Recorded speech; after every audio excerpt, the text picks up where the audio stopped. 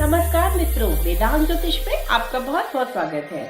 आज चर्चा करेंगे ऋणाणु बंधन और पुनर्जन्म की। ऋणाणु बंधन क्या है? ऋणाणु बंधन है जो ऋण हमने अपने पिछले जन्म में कुछ कर्मों द्वारा करे हैं, उसका फल हमें इस जन्म में भोगना पड़ता है। ऐसा पद्म पुराण में कहा गया है। पद्म पुराण में यह भी कहा गया है कि हम जन्म जन्म के अपने कर्मों का फल अपने आने वाले जन्मों में भोगेंगे, इसीलिए हमेशा अच्छे कर्म करने चाहिए। कर्म क्या है? कर्म तीन तरह से कहे जाते हैं। शिव पुराण में कहा गया है कि मनसा वाचा कर्मणा यानी मानसिक कर्म, वाचिक कर्म यानी वाणी से किए जाने वाले कर्म, तथा कायिक कर्म यानी जिसको हम करते हैं, थॉट, स्पीच और एक्शन। इन तीन तरह से किए हुए एक्शन से जो कर्मा पैदा होता है उसका फल तो हमें भोगना ही पड़ता है। इसके साथ ही यह भी कहा गया है कि अगर आप अच्छे कर्म करेंगे तो आप आने वाले जन्म में बहुत ही अच्छा सफलता प्राप्त करेंगे। जब हम किसी को देखते हैं कि वह बहुत ही सफल है या जीनियस है, तो यह उसके कई जन्मों के अच्छे कर्मों का फल उसे इस जन्म में मिल रहा होता है। और इसी तरह किसी किसी व्यक्ति के जीवन में बहुत ही कष्ट होते हैं और वह दुख और प्रॉब्लम फेस ही करता चला जाता है। कई साल बीत जाते हैं।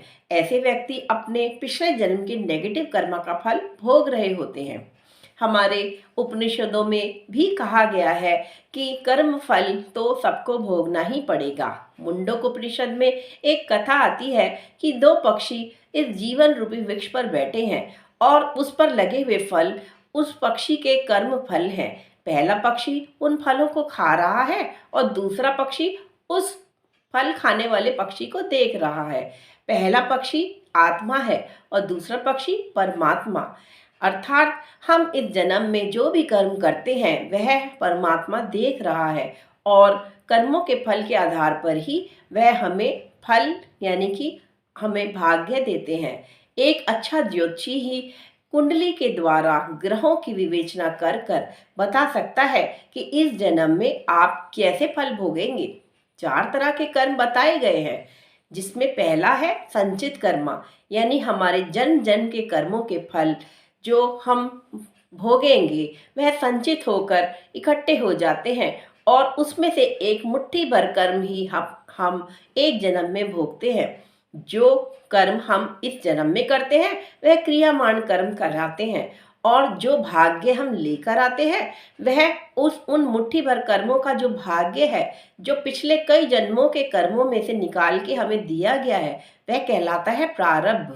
प्रारब्ध कर्मा हम एक अच्छे ज्योतिषी द्वारा पता कर सकते हैं कि हम इस जन्म में क्या फल भोगेंगे।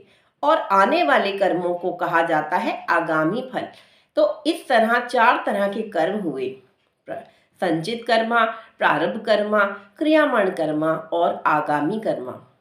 इसी तरह हमारे पुराणों में भी बताया गया है, भगवत गीता में भी भगवान कृष्ण ने कर्म फल के लिए कहा गया है कि आप कर्म कीजिए, फल की चिंता ना कीजिए और हर कर्म का फल आपको भोगना ही पड़ेगा।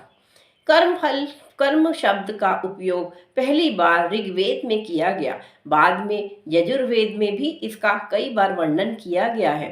तो कर्म थ्योरी तो हमारे शास्त्रों में दिया ही गया है और न केवल हिंदुइज्म में बल्कि बुद्धिज्म और अन्य धर्मों में भी पुनर्जन्म के बारे में, पुनर्जन्म कॉन्सेप्ट के बारे में कहा गया है।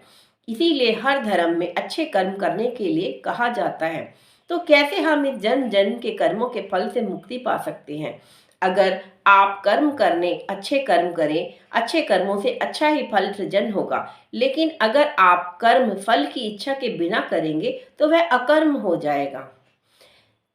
चोरी करना, किसी का मर्डर करना, किसी को मारना या किसी के बारे में बुरी योजना बनाना मानसिक कर्म में आ जाएगा। और अगर आप किसी को गाली देते हैं, किसी का बुरा भला किसी को कहते हैं, ईर्ष्या या चुगली करते हैं, तो वह वाचिक कर्म में आ जाएगा। और अगर आप किसी को थप्पड़ मारते हैं या किसी का नुकसान करते हैं तो वह कायिक कर्म में आ जाएगा। तो इस तरह इन कर्मों का फल तो हमें भोगना ही पड़ेगा। अगर आप अच्छे कर्म करें यानी कि सबकी मदद करें, निस्वार्थ सेवा करें तो आपको पुण्य मिलेंगे। और अगर आप पाप करते हैं यानी किसी का अपराध, किसी भी तरह का क्राइम करते हैं तो वह पाप कर्म बन जाता है। तो आइए आज इसकी चर्चा हम एक उदाहरण कुंडली द्वारा भी देखें कि कैसे कर्मों का फल इंसान को भोगना पड़ता है।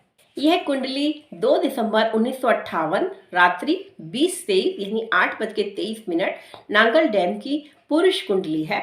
और इस कुंडली में हम देख रहे हैं कि मिथुन लगन और मिथुन नवांश उदय हो रहा है। यहाँ चंद्रमा कर्क राशि के हैं और पंचम भाव में बृहस्पति बैठे हैं सप्तमेश होकर, दशमेश होकर। राहु चौथे घर में है और केतु 10वें घर में। मंगल स्वग्रही 11वें घर में बैठे हैं लेकिन वक्री है। सूर्य और शुक्र, जो कि शुक्र पंचमेश है, उनकी युति छठे घर में हो रही है और सप्तम भाव में वक्री बुध और शनि बैठे हैं। अब आप ये देखिए कि कुंडली में 5वां घर आपका पूर्व संचित कर्मों से निकाला हुआ प्रारब्ध है। तो प्रारब्ध जो आपको भोगना है वह पंचम भाव दिखाएगा। पंचमेश जब छठे घर में जाता है, छठा घर जो कि डेप्ट एनिमी डिजीजेज यानी प्रॉब्लम्स, बीमारियां, शत्रु इत्यादि का घर है, वहां अगर पंचमेश चला गया तो यह ऋणाणु बंधन दिखाता है, जिसका वर्णन पद्म पुराण में कहा गया है। इस जातक की कुंडली में पंचमेश छठे घर में सूर्य के साथ युति कर रहे हैं और साथ ही सप्तमेश बृहस्पति पंचम में बैठे हैं। तो यह दिखाते हैं कि इनके पूर्व जन्म के कुछ कर्मा जरूर ऐसे खराब थे, नेगेटिव कर्मा थे, जो इस जन्म में उन्हें भोगने होंगे कोर्ट केस के रूप में, क्योंकि छठा घर कोर्ट केस को भी दिखाता है। अब ये कोर्ट केस किससे होगा और क्यों होगा? तो इनकी कुंडली में सप्तमेश बृहस्पति गए हैं पंचम भाव में और अष्टमेश शनि बैठे हैं भाग्येश होकर भी, नवम भाव के स्वामी होकर भी सप्तम भाव में वक्री बुध के साथ, जो कि लग्नेश है। बुध लग्नेश की अष्टमेश शनि के साथ युति सप्तम भाव विवाह के घर में, स्पाउस के घर में यानी पत्नी के घर में हो रही है।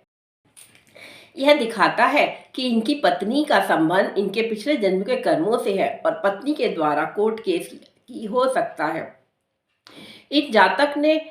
इन जातक की कुंडली पर एक भृगु प्रेडिक्शन इनके जन्म से भी पहले इनके पिता ने ली थी। इनके पिता ने जब एक भृगु शास्त्री को अपनी कुंडली दिखाई तो उन्होंने बताया था कि आपके अभी 2-3 बच्चे और होंगे और सबसे छोटा बच्चा एक डॉक्टर होगा पूर्व जन्म का और इस जन्म में भी वह डॉक्टर बनेगा। लेकिन क्योंकि पिछले जन्म में उसने एक कन्या भ्रूण हत्या करी है, तो इस जन्म में उस कन्या भ्रूण जो पिछले जन्म में उसने हत्या जिसकी करी है, वह उसकी पत्नी बनके इस जन्म में उससे इसका बदला लेगी। यह एक बड़ी ही अलग और विलक्षण प्रिडिक्शन थी कि किसी जातक के जन्म से पहले ही उसके बारे में प्रिडिक्शन कर दी जाए। यह रीडिंग लिखकर इनके पिताजी ने रख दी डायरी में और कई सालों बाद जब यह जातक विदेश से अपनी पत्नी के साथ सेटल थे, इनकी पत्नी भी डॉक्टर थी और उस पत्नी डॉक्टर का भाई निसंतान था। भृगु रीडिंग में यह भी आया था कि आपके इस पुत्र की पत्नी अपने भाई के साथ मिलकर, जो कि निसंतान होगा, वह अपने बच्चों को भी कस्टडी ले लेगी और सारी सुख संपत्ति भी पति से छीन लेगी कोर्ट केस कर कर। तो काफी सालों बाद अमेरिका से जब यह जातक भारत आए तो हमारे ज्योतिष गुरु श्री के.एन. राव जी से इन्होंने कुंडली दिखाई और 1999 की यह बात है।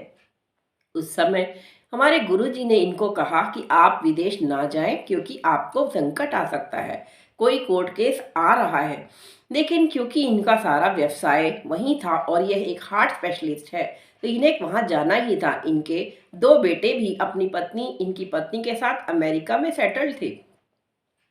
तो जैसे ही यह एयरपोर्ट पे पहुंचे, इनकी पत्नी ने इनको अरेस्ट करा दिया और सारी प्रॉपर्टी भी ले ली और फिर इनका यह केस 14 साल तक कोर्ट में चलता रहा, डाइवोर्स और चाइल्ड कस्टडी के लिए। 14 साल इन्होंने अपनी पत्नी से कोर्ट केस लड़ा और यह सिर्फ इसलिए हुआ क्योंकि इनकी पत्नी जो पूर्व जन्म में कन्या भ्रूण थी, उनकी इन्होंने हत्या की थी और यह पाप फल का कर्म तो इन्हें भोगना ही था। इसीलिए इस जन्म में पत्नी ने न केवल इनकी प्रॉपर्टी हत्या ली बल्कि चाइल्ड कस्टडी भी अपने पास कोर्ट के द्वारा जीत ली। कोर्ट केस का यह एक बहुत ही क्लासिक हॉरोस्कोप है जहां पिछले जन्म के नेगेटिव कर्मा से फल दिख रहा है, ऋणाणु बंधन दिख रहा है। शुक्र जो कि पत्नी के कारक है, वे पंचमेश होकर छठे भाव में सूर्य के साथ बैठे हैं और सूर्य के साथ युति होने से दिखा रहे हैं कि इन्हें पत्नी से सुख या मैरिटल हैप्पीनेस नहीं मिलेगी। शनि जो अष्टमेश है वह लग्नेश के साथ सप्तम में बैठकर लगन को देख रहे हैं और दिखा रहे हैं कि इनके जीवन में इस जन्म में प्रारब्ध यह लेके आया है कि एक लॉन्ग टर्म चलने वाला कोर्ट केस इनकी न केवल सारी संपत्ति छीन लेगा बल्कि इनको पत्नी से भी अलग कर देगा। यह कुंडली क्लियरली दिखाती है क्योंकि 11वें घर का स्वामी मंगल जो कि षष्टेश है, कोर्ट केस के घर का स्वामी भी है, वह वक्री होकर 11वें घर से पंचम भाव को देख रहा है और दिखाता है कि यह जन्म पिछले जन्म का कुछ नेगेटिव कर्मा है जो इस जन्म में इन्हें भोगना ही पड़ेगा। बृहस्पति जो कारक है संतान के, उस पर मंगल की दृष्टि 11वें घर से होना भी दिखाता है कि बच्चों से सुख नहीं प्राप्त होगा। तो यह कुंडली एक बड़ी ही विलक्षण कुंडली है। नवांश में भी हम देखें तो मंगल छठे घर से लगन को देख रहे हैं और सूर्य के साथ युति करके छठे घर से संतान के कारक ग्रह बृहस्पति को जो 12वें घर में बैठे हैं देख रहे हैं। नवांश का लगन भी नीच के शनि से पीड़ित है जो कि 11वें घर से न केवल पंचम को पीड़ित कर रहे हैं बल्कि लगन को भी पीड़ा दे रहे हैं। शुक्र पंचमेश होकर नवांश में भी अष्टम भाव में बैठा है जिस पर शनि की दृष्टि है, अष्टमेश की दृष्टि है, जो दिखाता है कि पत्नी से रिलेटेड कोर्ट केस होगा और पत्नी का संबंध पिछले जन्म के नेगेटिव कर्मा से दिखा रहा है।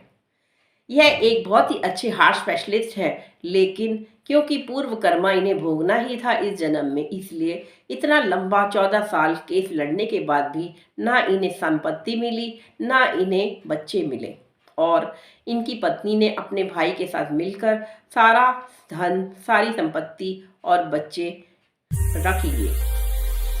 तो यह केस याद रखिएगा, कर्मों का फल तो भोगना ही पड़ेगा, ऋणाणु बंधन हमें भोगना ही पड़ता है। धन्यवाद।